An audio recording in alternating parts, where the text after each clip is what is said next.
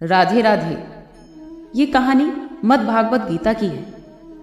एक कौआ और एक गरुड़, वो दोनों आपस में बहुत घनिष्ठ मित्र बन गए थे। वो ज़्यादातर समय एक साथ ही बिताते थे। उन दोनों में मित्रता इतनी गहरी हो गई थी कि आपस में कभी कोई एक दूसरे से बात नहीं छिपाते थे। एक दिन की बात है, दोनों नदी के किनारे पेड़ पर बैठकर आपस में बात कर रहे थे कि तभी एक यमदूत उधर से गुजरा। वो यमदूत कुएं को देखकर मुस्कुराने लगा। उस कुएं और गरुड़ ने उस यमदूत को अनदेखा कर दिया और अपनी बातों को निरंतर करते रहे। लेकिन अगले दिन फिर वही हुआ। वो दोनों आपस में बातें कर रहे थे। फिर वही यमदूत वहां से गुजरा। वो फिर कौए को देखकर मुस्कुराने लगा। इस बार कौए को देखकर कुछ शंका हुई। उस कौए ने गरुड़ से कहा कि यही यमदूत कल भी मुझे देखकर मुस्कुरा रहा था और आज भी मुझे देखकर मुस्कुरा रहा है। कुछ तो गड़बड़ है। हो सकता है कि मेरी मृत्यु आने वाली है। तब गरुड़ ने उसको समझाया कि ऐसा कुछ नहीं है, ये तो एक संयोग भी हो सकता है, तुम चिंता मत करो। लेकिन 2-3 दिन फिर ऐसे ही निकले। वो यमदूत रोज कौए को देखकर मुस्कुराने लगता था। अब ये देखकर कौए को यकीन हो गया था कि यह निश्चित है कि मेरी मृत्यु नजदीक है। तब कौए ने गरुड़ से कहा कि मित्र, मैं मरना नहीं चाहता, लेकिन ये यमदूत जिस तरह से मुझे देखकर मुस्कुरा रहा है, मुझे लगता है कि 1-2 दिन में ये मेरे प्राण हर लेगा।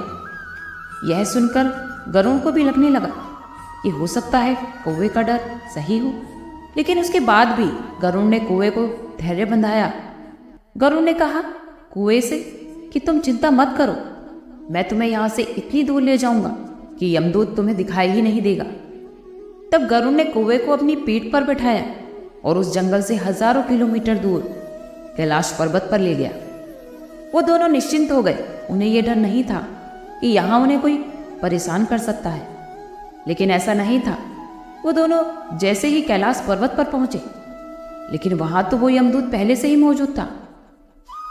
उसने कौवे को देखते ही उस पर पास फेंककर उसके प्राण निकाल लिए। ये सब तो गरुड़ देखता ही रह गया।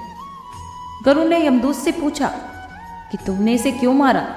तब यमदूत ने उत्तर दिया कि इसकी मौत इसी समय ने लिखी थी, इसलिए उसके शरीर से उसके प्राण निकाल लिए। गरुड़ ने फिर पूछा, तो फिर इसे देखकर तुम जंगल में इसे मुस्कुराते क्यों थे? जब तुम्हें इसे मारना ही था तो तुमने इसको वही क्यों नहीं मारा? तब यमदूत ने जवाब दिया कि इसकी मौत तो कैलाश पर्वत पर ही लिखी थी, लेकिन 4-5 दिन पहले मैंने उस जंगल में उसे देखकर मुझे ये आश्चर्य हो रहा था कि इतने कम समय में ये हिमालय पर्वत पर पहुंचेगा कैसे, क्योंकि इसके तो पंख भी छोटे हैं, ये इतनी जल्दी नहीं उड़ पाएगा, तो हजारों योजन दूर कैलाश पर कैसे पहुंचेगा। यही सोचकर मैं रोज मुस्कुराकर उसके सामने से गुजर जाया करता था। लेकिन भाग्य देखो, तुम इसके परम मित्र ही उसे यहाँ तक इतने कम समय में ले आए। तो मित्रों, इससे यही लगता है कि जीवन और मृत्यु तो भाग्य की ही बात होती है। मृत्यु से कहीं भी छिपा या बचा नहीं जा सकता। जब तक आपका जीवन है आपको कोई मार नहीं सकता, लेकिन अगर मृत्यु निकट आ जाए तो कोई भी कोशिश आपको बचा नहीं सकती। तो इसीलिए मौत से कभी डरना या घबराना नहीं चाहिए। सुबह शाम ईश्वर को याद करना चाहिए, क्योंकि एक ईश्वर ही है जो हमारी हर जगह मदद करते हैं। कोई भी व्यक्ति अपने किए हुए कर्मों से नहीं बच सकता। गीता में भगवान श्री कृष्ण कहते हैं, आज में जियो, कल की चिंता करना छोड़ दो। जो भी व्यक्ति अपने बीते हुए कल या फिर आने वाले कल, आने वाले दिनों में खोया रहता है, ऐसे लोग जिंदगी में कभी खुश नहीं रह सकते। आपको जिंदगी में खुशी केवल तभी मिल सकती है जब आप वर्तमान में जिए। जो कि आज के आनंद को जी सके, वही इंसान है। बीते हुए कल के या आने वाले कल की चिंताओं में डूबे रहना, ये कोई समझदारी का काम नहीं है। बीते हुए कल या फिर आने वाले कल का कोई वास्तविक नाम नहीं होता। वो तो हमारे मन में उठ रहे विचार हैं, हमारी बुद्धि या हमारे मस्तिष्क में उठते हुए विचार, जिसकी कोई वास्तविकता नहीं होती। उसे तो आप केवल अपने मन और अपनी बुद्धि के अंदर जीते हैं, लेकिन जिसे आप वास्तविकता में जीते हैं वही आपका आज होता है। वो पल जो आपका आज का है, और उसमें अगर आप अपने बीते हुए कल या फिर आने वाले कल को अटका कर रखेंगे तो हमेशा आप दुखी ही रहेंगे। आप कभी खुश नहीं रह पाएंगे। और अगर जिंदगी में खुश रहना चाहते हैं तो आज में और इसी पल में जीना सीखिए। भगवान श्री कृष्ण गीता में कहते हैं कि जो आपके साथ बुरा करें, पाप करें, गलत करें, ऐसे व्यक्ति को दंड जरूर देना चाहिए। अगर आप उससे डरेंगे तो वो आगे फिर से आपके साथ गलत करेगा और उसके पाप में आप भी भागीदार बन जाएंगे।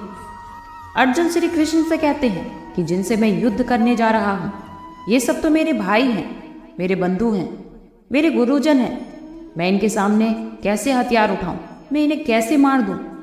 तब भगवान श्री कृष्ण ने अर्जुन से कहा कि जिन्हें तो अपना मानता है वो तो सब अधर्मी हैं, वो सब पाप के पक्ष में खड़े हैं। और अगर तू इनका वध नहीं करेगा, युद्ध नहीं करेगा, तो समाज में और भी पाप बढ़ेगा। क्योंकि जब कोई ऐसे पापियों को नहीं रोकते तो ऐसे अधर्मी और पापी लोग और भी ज्यादा अधर्म और पाप करते हैं। इसीलिए ऐसे ही जो आपके साथ गलत करता है, आपको चोट पहुंचाता है और आप उस चीज को चुपचाप सहते रहते हैं, तो उससे सामने वाले की हिम्मत बढ़ती है, उसे बल मिलने लगता है, वो आपको कमजोर समझने लगता है और आपके साथ गलत करने को वो अपना हक समझने लगता है। लेकिन जब आप उसके गलत व्यवहार को, उसके पाप को रोक लेते हैं, उसका विरोध करते हैं, तब वो व्यक्ति अपनी सीमा में रहना सीख जाता है। क्योंकि ये तो कलयुग है और अगर आपको इस जमाने में खुश रहना है तो आपको अपने स्वाभिमान और अपनी रक्षा खुद ही करनी होगी। अगर आपके साथ कोई गलत करता है तो उसे चुपचाप नहीं सहना चाहिए, बल्कि उसका सामना करना चाहिए, उसका विरोध करना चाहिए। भगवान श्री कृष्ण कहते हैं कि हद से ज्यादा किसी से कभी मोह मत करना, क्योंकि जिसमें भी आप सबसे ज्यादा मोह लगाओगे और वो मोह ही है जिसके वजह से आप किसी के पीछे मरते रहते हैं, उस मोह की वजह से ही कई बार आपको अपना अपमान भी सहना पड़ता है। और वो लोग आपकी आंखों पे ऐसी पट्टी लगा देते हैं कि आपको सही गलत का कोई एहसास नहीं होता, झूठ सच दिखाई नहीं देता।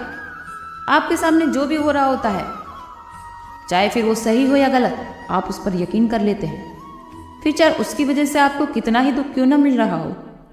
अगर आप किसी इंसान को ठीक से समझना चाहते हैं और उसकी सच्चाई जानना चाहते हैं तो उसके लिए बहुत ज़रूरी है कि आप उसके मोह से जल्दी बाहर आ जाएं। वास्तव में रिश्ते आपको दुख नहीं देते, उनसे जुड़ा हुआ मोह आपको दुख देता है। जिस दिन आपको मोह खत्म हो जाएगा, उस दिन आपको किसी भी रिश्ते से कोई दुख नहीं होगा, क्योंकि फिर आपको कोई फर्क नहीं पड़ेगा कि कौन क्या कर रहा है। भगवान श्री कृष्ण तो ये भी कहते हैं कि आप वो मत करो जो सब करते हैं, बल्कि वो करो जो आपके लिए सही है। श्री कृष्ण ने अर्जुन से कहा कि जो तेरा कर्तव्य है, जो तेरे लिए सही है, जो तुझे करना चाहिए, तो वो कर, तू वो मत कर जो दुनिया कर रही है। तब अर्जुन ने श्री कृष्ण से कहा कि ऐसे भयंकर युद्ध को लड़ने से अच्छा है कि मैं सन्यासी बन जाऊं। तब श्री कृष्ण ने अर्जुन से कहा, ये सन्यासी बनना तेरा कर्म नहीं है, तेरा धर्म नहीं है, तू तो क्षत्रिय है। मेरा धर्म और तेरा कर्म यही है कि तू अधर्म का नाश करे और धर्म की रक्षा करे। ऐसे ही हर एक इंसान का एक अलग कर्तव्य होता है, एक अलग ही मार्ग होता है। इसलिए तू कभी ऐसे मार्ग पर मत जाना जहां सारी भीड़ जा रही हो। कभी भी ऐसे काम मत करो जो दुनिया करती है। लोगों का सोचना यही होता है कि सब कर रहे हैं तो हम भी करेंगे। अगर आप भी वही करोगे जो लोग कर रहे हैं, जो भीड़ कर रही है, तो आप भी एक दिन इस भीड़ में कहीं खो जाओगे। लेकिन अगर आप वो करोगे जो आपके लिए सही है, जो आपकी प्रतिभा है, तो दुनिया की इतनी सारी भीड़ में भी आप सबसे अलग ही नजर आओगे।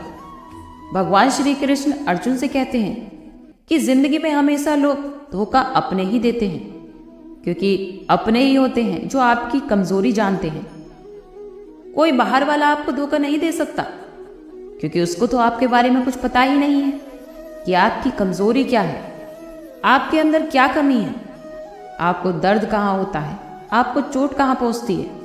लेकिन जो आपका अपना है, जो आपका खास होता है, उसे आपके बारे में बहुत गहराई तक पता होता है कि आपकी कमजोरी क्या है, आपको कहाँ दर्द होता है।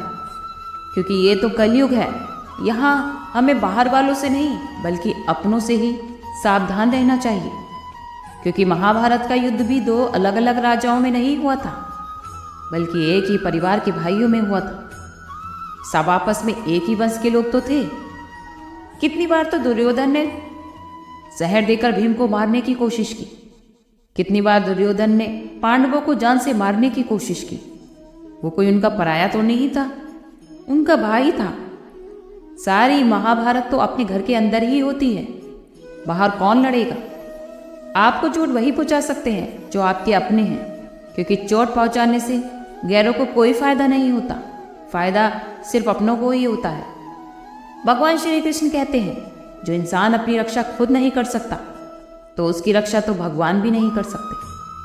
श्री कृष्ण ने अर्जुन से कहा कि हे अर्जुन, तो हर पल मेरा स्मरण करते रहना और युद्ध भी करते रहना। तब अर्जुन ने श्री कृष्ण से पूछा कि यह युद्ध तो समाप्त हो जाएगा, लेकिन आप कह रहे हैं कि तू हमेशा मेरा स्मरण करना और युद्ध करते रहना। हमेशा युद्ध करने का क्या मतलब है? तब श्री कृष्ण ने अर्जुन से कहा कि यह जिंदगी ही एक युद्ध भूमि है। इस जीवन में सुख दुख तो आते जाते रहेंगे, लेकिन उनका डटकर मुकाबला करना है।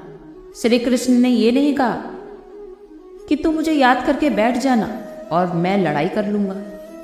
गीता के इस ज्ञान में बहुत गहराई छिपी है।